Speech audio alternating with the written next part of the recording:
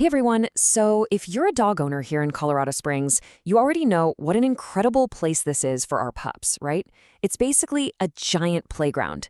But to really enjoy everything, from the trails to those downtown patios, you need a dog that's confident and well-behaved. So that's what we're going to cover. We'll walk through exactly how to find the perfect trainer to help you and your dog get the most out of life in this awesome city. All right, so here's our game plan. We'll kick things off with what makes having a dog here in Colorado Springs a little different. Then we'll get into what to look for in a trainer, cover the options and costs, the questions you absolutely have to ask, and wrap up with some great local spots to practice. Okay, first up, your dog in Colorado Springs. Let's talk about what it's really like to navigate our city's lifestyle with your best friend. You know how it is here. Life in Colorado Springs is active. I mean, one minute you could be on a super busy trail at Garden of the Gods, and the next, you're trying to relax on a patio on T. John Street. For you to actually enjoy those moments and not be stressed out, your dog needs to be cool, calm, and confident. And yeah, that's where good training really comes in. It makes all the difference. Okay, so we get why it's important. Now, how do you actually find the right person? Well, there are two really big things to focus on when you're choosing a professional trainer. So the first thing is the training method. You're going to hear the term positive reinforcement a lot, and for good reason. All it really means is that the trainer focuses on rewarding the behaviors you want to see, with treats or praise. It's an amazing way to build trust and really strengthen that bond with your dog. Okay, next up, credentials. Sometimes you see a bunch of letters after a trainer's name, and it's like, what does that even mean? Well, these are some of the key certifications to look for. Think of them as proof that the trainer has put in the work and has a solid education.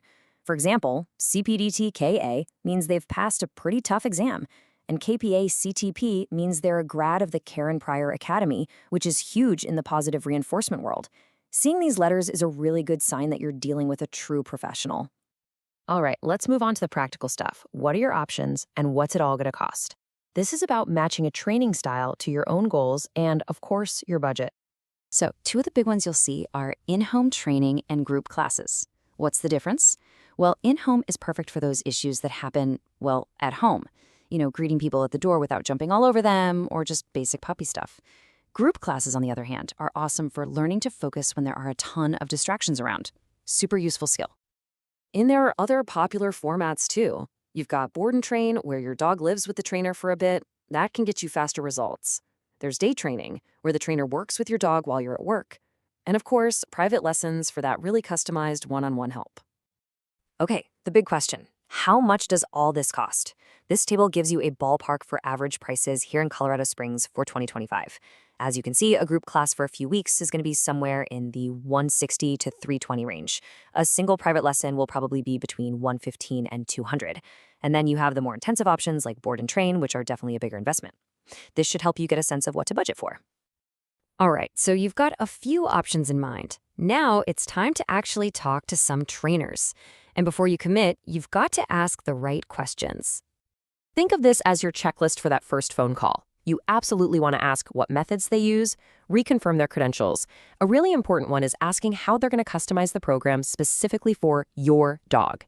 You also need to know how you're going to track progress, what the total cost and policies are, no surprises, and of course, what your homework is going to be between sessions. Okay, now for the really fun stuff, taking all those new skills and practicing them out in the real world. Because that's the whole point, right? So let's talk about some great spots around town to put that training to the test. We have so many great places to choose from.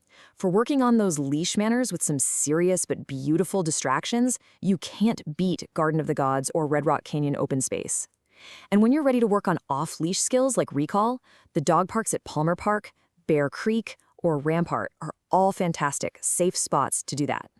At the end of the day, this whole process is about so much more than just sit and stay. It's about helping your dog become that confident, well-behaved companion you can take anywhere.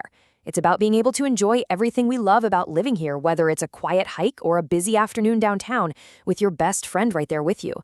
Hope this helps you get started, and we wish you and your dog the best of luck on your training journey.